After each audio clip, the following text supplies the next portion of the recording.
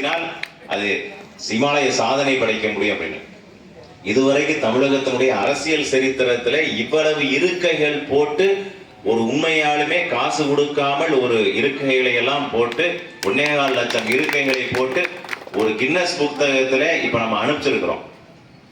இந்தியாவிலே அதிக இருக்கைகள் போட்டு ஒரு பெரிய மாநாடு நடத்தியது எங்களுடைய மாதப்பூர் நிகழ்ச்சி அப்படிங்கிறதுக்கு கின்னஸ் புக்ல நாம் எழுதி அனுப்பி இருக்கின்றோம் சொன்னா உங்கள் அத்தனை பேருக்கினுடைய உழைப்பு. அதே போல நம்முடைய பிரதமர் நரேந்திர மோடி அவர்கள் இதுவரைக்கும் தமிழகத்துல ஒரு பொதுக்கூட்ட மேடையிலே நடுவிலே வாகனத்திலே திறந்த வழியிலே இதுவரைக்கும் வந்தது கிடையாது. முதல் நிகழ்வாக நம்முடைய திருப்பூர் மாவட்டம் தான் அதை செய்து காண்பித்தது. அதுக்கு பிறகுதான் அத்தனை இடங்களிலும் அந்த விஷயத்தை கொண்டு போய் சேர்த்தார்கள். அத்தனையும் பெருமைக்குரிய நபர்களாக நீங்கள் இருந்து கொண்டு இருக்கின்றீர்கள். அதனாலே மக்களுக்கான சேவை மையமாக செயல்பட வேண்டும்.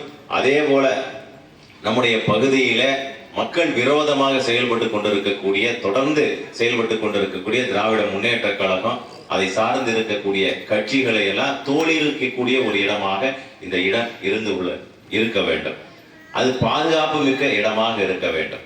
நம்ம பகுதியில ஒவ்வொரு மண்டலுடைய தலைவர்கள் எப்படி இனி வரக்கூடிய காலகட்டத்தில் இருக்க வேண்டும் என்று சொல்ல உங்கள் மண்டலில MS நகர் மண்டலுக்கு உட்பட்ட அத்தனை அரசு நிர்வாகி யாராக இருந்தாலும் சரி, அதிகாரி இருந்தாலும் சரி, அது காவல்துறையாக இருந்தாலும் சரி, ரெவன்யூ அதிகாரியாக இருந்தாலும் சரி, எந்த அதிகாரியாக இருந்தாலும் சரி, முழு சொத்து பட்டியல் நீங்கள் எடுக்க வேண்டும்.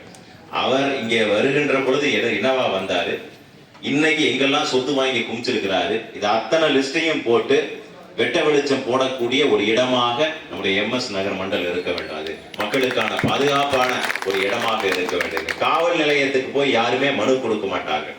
அதுக்கு உதாரணமே தான் நான் சொல்ல வந்த விஷயம். நம்முடைய தலைவர் அவர்கள் அண்ணாமலை அவர்கள் மேற்கொண்ட பாத யாத்திரை. அந்த பாத யாத்திரையின் போது முன்னால ஒரு மனு கொடுக்கக்கூடிய ஒரு பெட்டி எல்லா சட்டமன்றத்துக்கும் கொண்டு போனோம். நீங்களும் பார்த்திருப்பீங்க. அவர் நடந்து வந்துட்டு இருப்பாரு. முன்னால மக்களிடத்துல மனு வாங்கக்கூடிய ஒரு பெட்டி. ஒரு சுவாரஸ்யமான விஷயம் என்னன்னு சொன்னா எவ்வளவு மனுக்கள் வந்திருந்தது என்று சொன்னா நம்ம கமலாலயத்துல ஒரு 2-3 அறைகளை எடுத்து அதை நிறைத்தால் எப்படி அந்த அளவுக்கு தமிழகம் முழுவதும் மனுக்கள் குவிந்தது. இதுல ஆச்சரியம் என்னவென்று சொன்னா ஒரு நகைச்சுவையான விஷயம், அதுல ஆச்சரியம் கலந்த விஷயம் இருக்கின்றது. என்னவென்று சொன்னா அதையெல்லாம் நாங்கள் திறந்து பார்த்தோம். மக்களுடைய மனுக்கள் எல்லாம் இப்படியெல்லாம் வந்து கொண்டு இருக்கின்றது, அதை எப்படியெல்லாம் நாம தீர்த்து வைக்க முடியும் அப்படின்னு சொல்லி அத்தனை மனுக்களையும் எடுத்து பார்த்தோம். அதுல 50% மனு யாரு போட்டிருக்காங்கன்னா திமுக காரன் போட்டிருக்கான். எங்க ஊர்லங்க 50% 1 லட்சம் மனு வந்திருக்குன்னா அதுல 50,000 மனு திமுக காரன் போட்டிருக்கிறான். எப்படி போட்டிருக்கிறான்? எங்க ஊர்ல உதாரணத்துக்கு MS நகர்ல இங்க வார்டுல செயலாளர் சைக்கிள்ல வந்துட்டு இருந்தானுங்க. அவன் காரு வாங்கி இருக்கிறான். அந்த சொத்து எங்கெல்லாம் இருக்குன்னு எனக்கு தெரியும். அதுக்கு ஒரு மனு. அத்தனை திமுக காரன், கம்யூனிஸ்ட் காரன், காங்கிரஸ் கட்சிக்காரன் இந்த ஊழலை நீங்கள் தட்டி கேட்க வேண்டும். யாரிடத்துல கொண்டு மனு கொடுக்கின்றார்கள்? நம்முடைய தலைவர் அண்ணாமலை அவர்களிடத்திலே மனுவை கொடுத்து கொண்டிருக்கின்றார்கள்.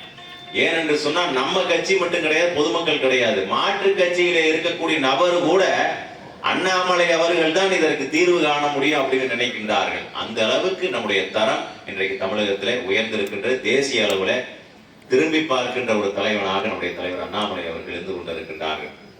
யாரும் அடக்கவே முடியாது. இன்னைக்கெல்லாம் எவ்வளவோ முயற்சி செய்து பார்த்தார்கள். என்னெல்லாம் பேச முடியுமோ, கேவலப்படுத்த முடியுமோ, என்னெல்லாம் செய்ய முடியுமோ செய்து பார்த்தார்கள். ஆனா அண்ணாமலை அவர்களை பற்றி இவர்களுக்கு தெரியாது, நமக்கு தானே தெரியும். இவர்களுக்கு தெரியாது. ஏதோ அண்ணாமலை அவர்களை போய் இன்னைக்கு 2 வருஷத்துக்கு முன்னால போய் புடிச்சிட்டு இங்க தலைவராக்குற மாதிரி இவங்க நினைச்சிட்டு இருக்கிறாங்க. நம்ம குழந்தையை LKGல சேர்த்தும் போதே நம்ம நினைச்சிருவோம் இவன் அடுத்தது மத்திய அமைச்சரா வருவாங்களா, இல்ல வேற ஏதாவது பெரிய பொறுப்புக்கு வருவாங்களா. அப்படித்தான் நம்ம குழந்தையை வளர்த்துவோம். அப்படித்தான் அன்னைக்கே நாங்க அண்ணாமலையை ரெடி பண்ணி வச்சிருந்தோம். இவனுக்கு தெரியாதுல்ல. இன்னைக்கு போய் SP ஆயிட்டாரு. SP ஆனதுக்கு அப்புறம் உடனே கொண்டு வந்து தமிழ்நாட்டில் நிறுத்திட்டானுங்க அப்படின்னு முட்டாள்தனமா பேசுறாங்க. எங்கிருந்து நம்ம கொண்டு வந்தோம், எப்பேற்பட்ட ஒரு பாதையை நோக்கி அவரை பயணிக்க வைத்தோம். இன்னைக்கு அதையெல்லாம் நினைக்காமையா இன்னைக்கு அமித்ஷா அவர்களும் நம்முடைய பிரதமர் நரேந்திர மோடி அவர்களும் சிந்தனை செய்வார்கள்.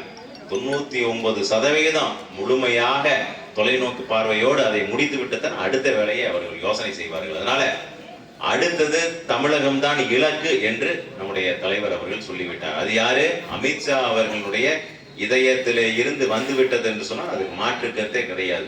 அவர் சொன்ன வார்த்தை அடுத்தது எங்களுடைய இலக்கு தமிழகம் என்று சொல்லிவிட்டார். அப்படி என்றால் 2026 எழுதி வைத்துக் கொள்ளுங்கள். திரும்பவும் இதே இடத்துக்கு வருகின்ற பொழுது முதல் கையெழுத்தை போடக்கூடிய தலைவர் நம்முடைய தலைவராக இருப்பார்.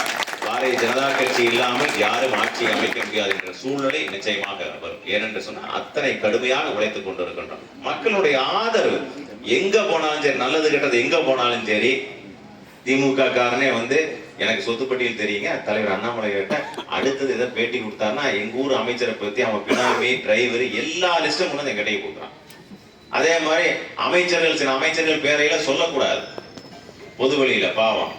அவர்கள் என்ன சொன்னாங்க, கூப்பிட்டு எப்படியா இருந்தாலும் உங்க தலைவர் என் பேரை சொல்லுவாரு, இந்த முதல் லிஸ்ட்ல சொல்ல வேண்டாம்னு சொல்லுங்க, 2வது 3வது லிஸ்ட்ல சொல்லிடுங்க, என்னை விட அதிகமா திருடனவனுங்க எல்லாம் இருக்கிறான், அவனை எல்லாம் சொல்லிட்டுங்க, என்ன 2வது 3வது லிஸ்ட்ல சொல்லுங்க அப்படின்னு கெஞ்சற லெவல்ல கொண்டு வந்திருக்கிறாங்க. ஆனா ஒண்ணு, யாரையுமே விட போவது கிடையாது. தைரியமா சொல்றோம், யாரையுமே விட போவது கிடையாது. இன்னைக்கு பார்க்கிறோம் நாடு முழுக்க என்ன சூழ்நிலை நடந்து கொண்டிருக்கின்றது. யாரெல்லாம் மதுபான விஷயத்துல கொள்ளையடித்தார்களோ அத்தனை பேர்த்தினுடைய ஆட்சி போயிருக்கின்றது. டெல்லியில கேஜ்ரிவாலுடைய ஆட்சி போச்சு, சந்திரசேகர் ராவ் அவருடைய ஆட்சி தெலுங்கானாவில் போச்சு. அடுத்தது ஆட்சி எதனால் போக போகின்றதுன்னு சொல்லி எத்தனையோ ஊழல் பண்ணியிருக்கிறான். ஆனா மதுபான கொள்ளையில ஈடுபட்டு இருக்கக்கூடிய நபர்கள் ஆட்சி போவது அப்படிங்கிறது இயற்கையாகவே ஒரு நியதியா அமைந்து விட்டது. அதே போல இன்றைக்கு பல லட்சம் கோடி ரூபாய் கொள்ளையடித்தது இன்றைக்கு வெளிச்சத்துக்கு வந்திருக்கின்றது. வசமாக சிக்கி இருக்கின்றார்கள். அதே போல நமக்கு ஒரு நல்ல விஷயம் என்னவென்று சொன்னால், தீகார் ஜெயில் வந்து நேரடியாக பிஜேபியினுடைய கட்டுப்பாட்டுக்கு வந்துருச்சு. இவங்களுக்கெல்லாம் என்ன பயம்னா, முதல்ல எல்லாம் தீகார் ஜெயில வந்து புடிச்சு உள்ள போட்டாலும்